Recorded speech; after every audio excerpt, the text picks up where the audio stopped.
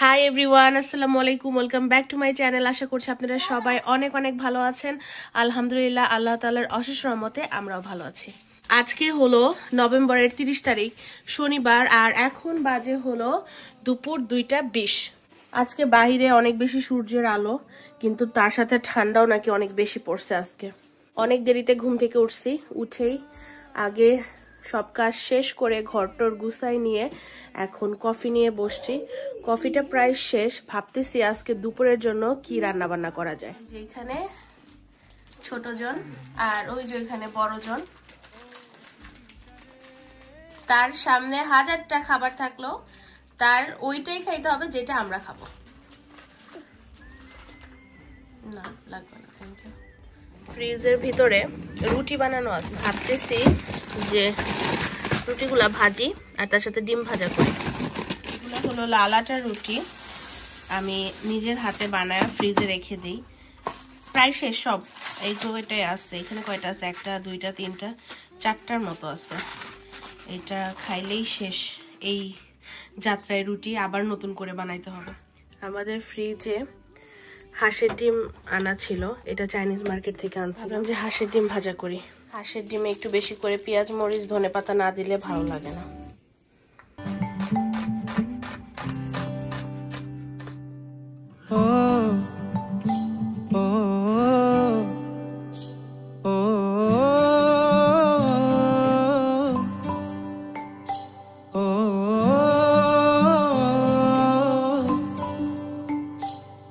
ওই চাঁদ এগিয়ে এসেছে কাছে,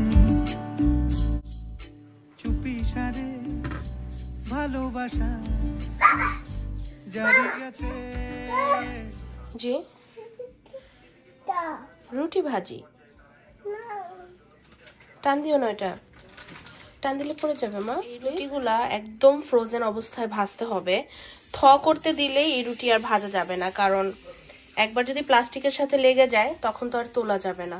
তাই একদম ফ্রোজেন অবস্থায় চুলার আগুনটা মিডিয়াম রেখে ভাজলে রুটি খুব সুন্দর হয়। আর এই রুটি দেখে বুঝার কোনো উপায় নেই যে এটা আগে থেকে বানানো রুটি। ও চুপি সারে ভালোবাসা জারি আছে। বাবা কি করো তুমি? আদ্রু বাবা, ও আমার আদ্রু বাবা, আদ্রু খেলা করতেছে আর তার সাথে আদ্রু ফেভারিট যে কোকোমেলন দেখতেছে। জারি আছে ও চুপি সারে ভালোবাসা জারি আছে।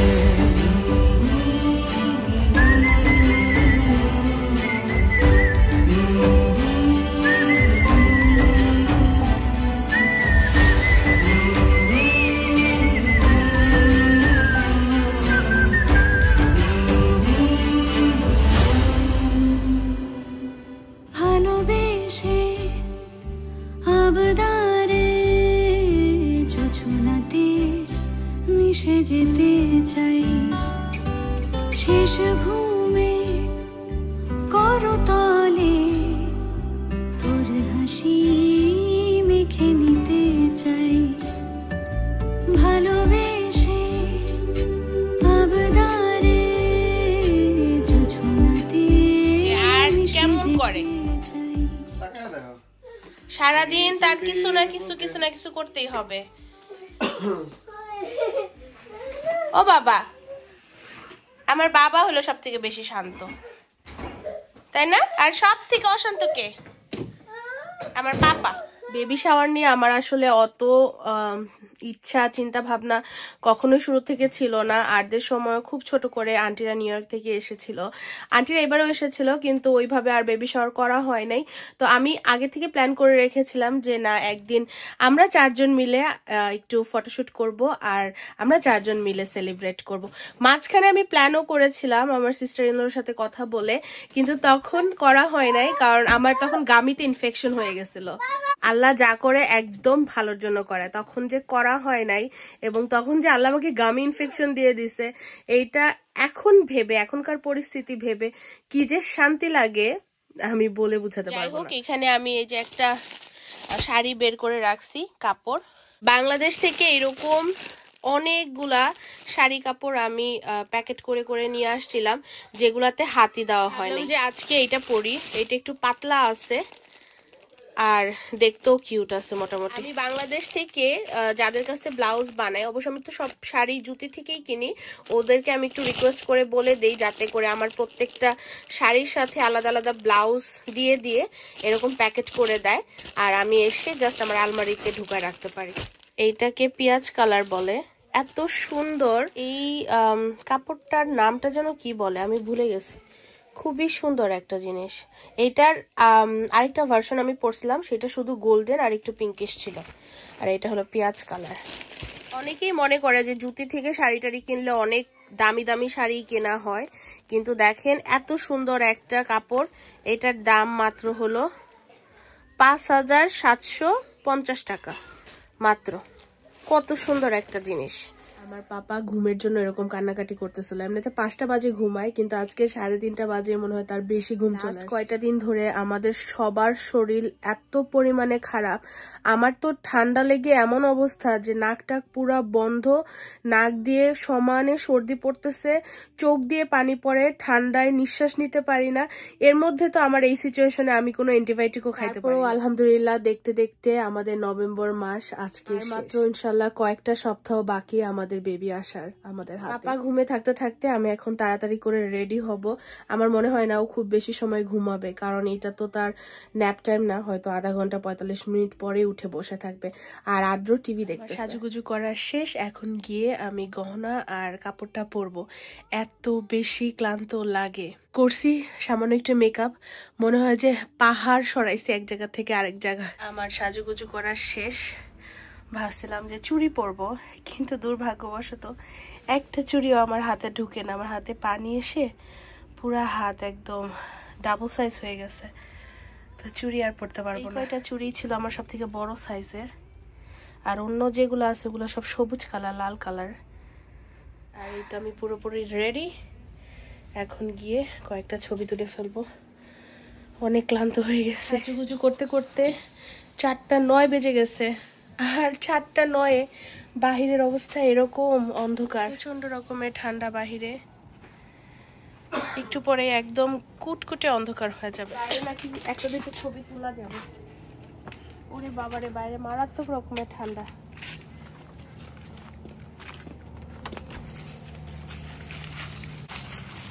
আপাতত এখন গাছে আর কোনো পাতা টাতা নাই, কিন্তু চুড়ি ছাড়া কেমন লাগতেছে। চুড়ি কই তোমার? চুড়ি হাতে ঢুকে না পুরোতে। ওরে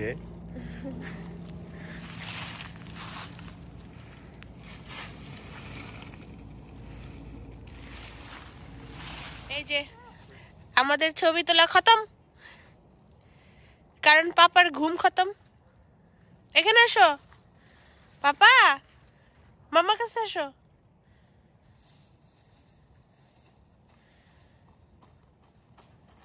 তোমার ঘুম হইলো? ওইটা কি? একটা আন্টি ডগি নিয়ে যাচ্ছে, একটা আন্টি আমাদের নেইবার। তোমার ঘুম হইলো মা? যাবো আমরা বাহিরে, দাঁড়াও বাবা আসুক, তারপরে যাব ভাইজানকে নিয়ে আমরা যাব। আমাদের গাছের পাতাগুলা এত সুন্দর কালার হয়, পুরা হলুদ কালার, কিন্তু ওই যে মাঝখানে কদিন যে বৃষ্টি হয়েছে, বৃষ্টিতে সব পাতাগুলা ঝরে গেছে। এখন নামে মাত্র কিছু পাতা বাইচা আছে গাছে। ফোন হলো আমার বাবার সাথে আর পাপার সাথে ছবি তুলে ফেলবো।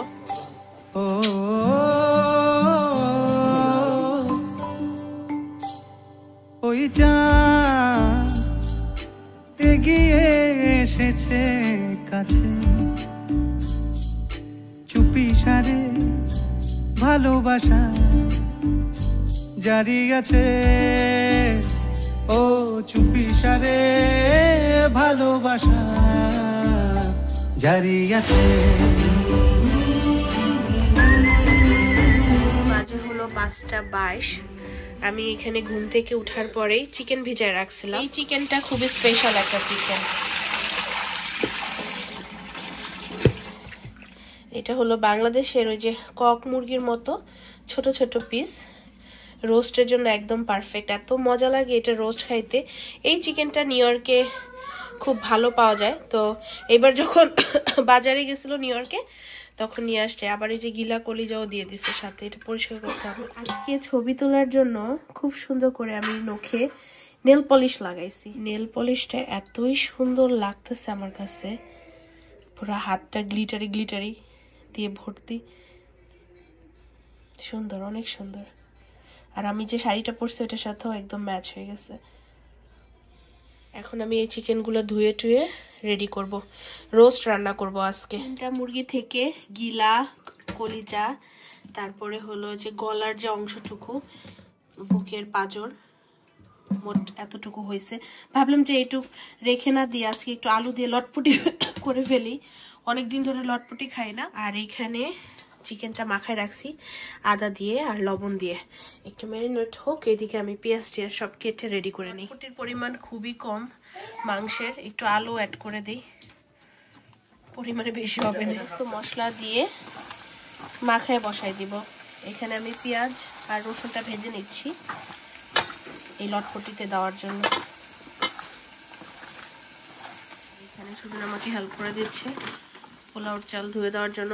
এই চাষি ব্র্যান্ডের চালটা আন্টি নিয়ে আসছে নিউ ইয়র্ক থেকে। অনেকদিন পরে এই চাষি ব্র্যান্ডের চাল খাবো। পোলাওর চালের মধ্যে চিনি গুঁড়া চাল আর এই চাষি ব্র্যান্ডের চালটাই বেশি মজা।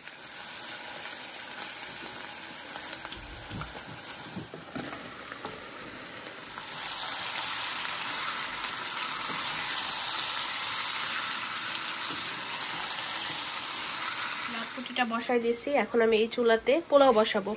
রোস্ট রান্না করার আগে আমি পোলাওটা রান্না করবো, কারণ রোস্ট রান্না করতে গেলে পুরা চুলা একদম এলোমেলো হয়ে যায়। পাতিলটা আমি 8 বছর ধরে ব্যবহার করতেছি আলহামদুলিল্লাহ, এখন একদম নতুনের মতো সুন্দর আছে। পোলাওটা আমি সবসময় অনেক সিম্পল করে রান্না করি। প্রথমেই দিব একটু গরম মশলা, অবশ্যই কিছু তেজপাতা, পেঁয়াজ।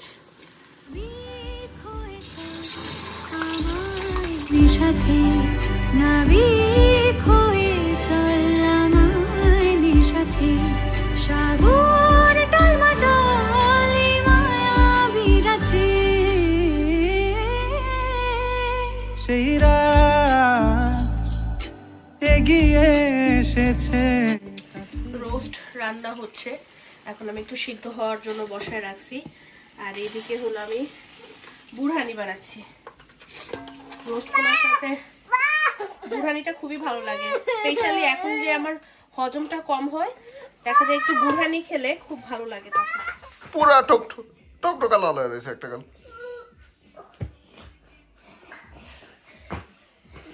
এই যে বুরহানি বানানো শেষ। এই বুরহানিটা যে কি মজা হয়, আমি না একটু সুস্থ হয়ে নিই, তারপরে এই বুরহানির ডিটেলস রেসিপিটা দিব।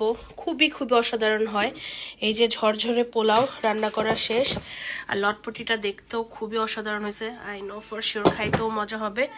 রোস্ট রান্নাও শেষ। রান্নাঘরের অবস্থা এখন একটু এলোমেলো, বাজে হলো 7টা 12। আমার এখন কিছু খাইতেই হবে, তাড়াতাড়ি করে আগে রান্নাঘর না গুছায় খেয়ে নিব, কারণ প্রচন্ড পরিমাণে ক্ষুধা পাই। মেকআপ টেকআপ না তুলেই সমস্ত রান্না শেষ করছি। জি কিছু বলবে? আমাদের আশেপাশে যারা থাকেন, আমাদের খুবই ক্লোজ ফ্যামিলি ফ্রেন্ড, তারা যার যার মতো করে আমাকে অলরেডি এই প্রেগনেন্সি 7 মাসের পর থেকে দাওয়াত করে খাওয়াইছে, যেটাকে আর কি সাত দেওয়া বলে বা বেবি সাজানো গাজানো তেমন কিছুই ছিল না, খুবই ছোট করে যে যার মতো পারছে। আর সব থেকে বড় কথা, সবাই সবার বেস্টটা দিয়ে ট্রাই করছে। সবার প্রথমে মিম আপুর কথা বলবো, যে কিনা আমার 7 মাস হওয়ার কয়েকদিন পরেই 7 পদ রান্না করে আমাকে এত খাবার রান্না করছে, ভর্তা ভাজি থেকে শুরু করে মাছ মাংস। আমি এতটাই আবেগ আপ্লুত হয়ে গেছিলাম যে কি বলবো। এই ভালোবাসাগুলো আসলে বিদেশে পাওয়া খুবই ভাগ্যের ব্যাপার। তারপরে বাঁধন আপু তো আরো এক ধাপ আগায়, সে পুরা কেক টেক এনে খুব সুন্দর করে আমাকে সারপ্রাইজ দিছে। তারপরে জুয়েল ভাই, তার ফ্যামিলি, তারা তো বাসায় আসছিল সব রান্না বান্না করে নিয়ে। আল্লাহ রে, ইলিশ মাছ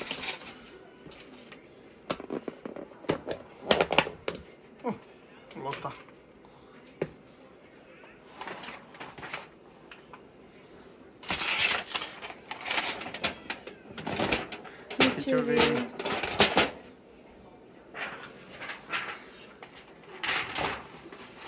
মাংস দেখো পুরা বক্স। এইটা সব থেকে মানে সো থটফুল, একদম বেবি শাওয়ারে যেরকম সাজায় গাজায় দেয়, আবার ডিম দিছে আরো আনছে। এই 1 ঘন্টার বেশি সময় ড্রাইভ করে এগুলা নিয়ে আসছে রান্না বাড়ি করে। শুটকি ভর্তা। শুটকি। তারপরে আমাদের আরেকটা ফ্যামিলি, মুস্তাক ভাই মুনমুন ভাবির ফ্যামিলি, তারাও বাসায় 2 দিন ডেকে নিয়ে গেছে। একদিন সমস্ত খাবার খাওয়াইছে, যেরকম বেবি শাওয়ারে খাওয়ায়, সাথে খাওয়ায় আমাদের বাঙালি স্টাইলে। তারপর আরেকদিন পিঠা বানাইছে, সেই দিনও ডাকছিল, আলহামদুলিল্লাহ গিয়ে খাওয়া দাওয়া করে আসছি মন ভরে পেট ভরে। তারপরে আমার এইখানে যে ফ্যামিলি, সুজনের কাজিন, ভাবি ভাইয়া, ওনারা এসে রান্নাবান্না করে নিয়ে আসছিল একদম মাছ মাংস যেরকম করে আর কি সাথে করে সবকিছুই। সবই হয়েছে, শুধু ওই দিনটাতে আমি শাড়ি পরি নাই, বা ওই দিনটাতে সব মনে করে বা সব বলে কোনো প্রোগ্রাম করা হয়। আসলে অনেক ভাগ্যের ব্যাপার, কারণ মানুষ যখন মানুষকে ভালোবাসে, স্পেশালি প্রেগনেন্সির জার্নিতে, তখন সেটা অনেক বেশি আর কি মিনিংফুল লাগে। প্রেগনেন্সি জার্নিটা এরকম, খুব সামান্য জিনিস অসামান্য লাগে, সেটা ভালোবাসা হোক কষ্ট হোক। কষ্ট দিলেও সামান্য একটু দিলেও মনে হয় যে অনেক কষ্ট, আবার সামান্য একটু ভালোবাসা দিলেও মনে হয় অনেক কিছু। আসলে আমার মনে হয় মেয়েদের এই প্রেগনেন্সি জার্নিটাই এত সেন্সিটিভ, এত মেমোরেবল এবং সবকিছু মিলে ইমোশনাল, যে এই জার্নিটাতে যে যাই করে সব সময় সেটা মনে থাকে। পোলাওটা এত সুন্দর ঝরঝরে হয়েছে, আর এই যে এই রোস্টটা না পুরা বাংলাদেশের রোস্টের মতো সাইজ হয়, বাংলাদেশের বিয়ে বাড়িতে যে রোস্ট দেয় ওরকম।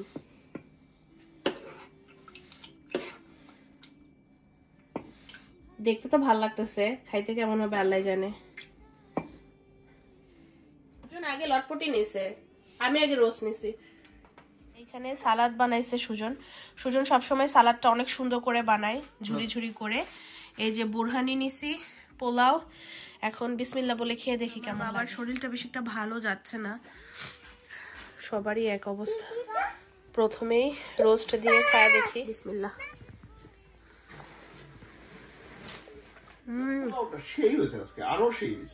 আমি বললাম না চাষির চাল, এটা খুবই মজা।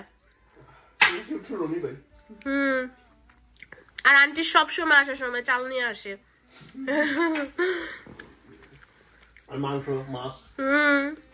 সব বাজার আন্টিরা করে নিয়ে আসে সবসময়। এবারও তো প্যাকেট ভইরা বাজার নিয়ে আসছে, অসাধারণ। আন্টিরা আসে দুনিয়ার বাজার নিয়ে, থাকে মাত্র একটা দিন, আর খাওয়া দাওয়া কিছুই করে না, যাই দেই খালি না করে। অনেক মজা। আমি বেশিক্ষণ দাঁড়ায় থাকলে যে থাইয়ের ওইখানটায় নাম হয়ে যায়, আর মনে হয় যে মাসেলস গুলা পিন করতে থাকে, এত কষ্ট হয়। আমি খালি কোনো রকমে রান্না করে খাওয়ার মতো অবস্থা করি আর কি। ইনশাল্লাহ আল্লাহ সময় পার করাই নিচ্ছে, পার হয়েই যাচ্ছে এক না এক ভাবে। খুবই মজা হচ্ছে। আল্লাহর কাছে লাখ লাখ কোটি কোটি শুকরিয়া, আল্লাহ তাআলা যে আজকের দিনটা এত সুন্দরভাবে কাটানোর তৌফিক দিয়েছেন। যতটা কষ্ট করে রান্না করেছি তার থেকে অনেক বেশি তৃপ্তি করে খাবারটা খেয়েছি। সুজনের কাছেও খাবারটা খেতে নাকি খুবই ভালো লেগেছে। আল্লাহর কাছে আমি সবসময় কৃতজ্ঞ যে হাজার হাজার নেগেটিভিটির মধ্যেও আল্লাহ তাআলা আমার মনটাকে অতটুকু পজিটিভ থাকার শক্তি দান করেছেন, এবং আমাদের বেশিরভাগ কষ্টের দিনগুলো আল্লাহ পাক নিয়েই নিয়েছেন। আর মাত্র কয়েকটা সপ্তাহ, সবাই দোয়া করবেন আমাদের জন্য যাতে করে এই সপ্তাহগুলো সুন্দরভাবে সহজভাবে পার হয়ে যায়। দেখা হবে পরবর্তী কোনো একটা দিনের কোনো অংশ বিশেষ নিয়ে। ততদিন পর্যন্ত আল্লাহ হাফেজ, আসসালামু আলাইকুম।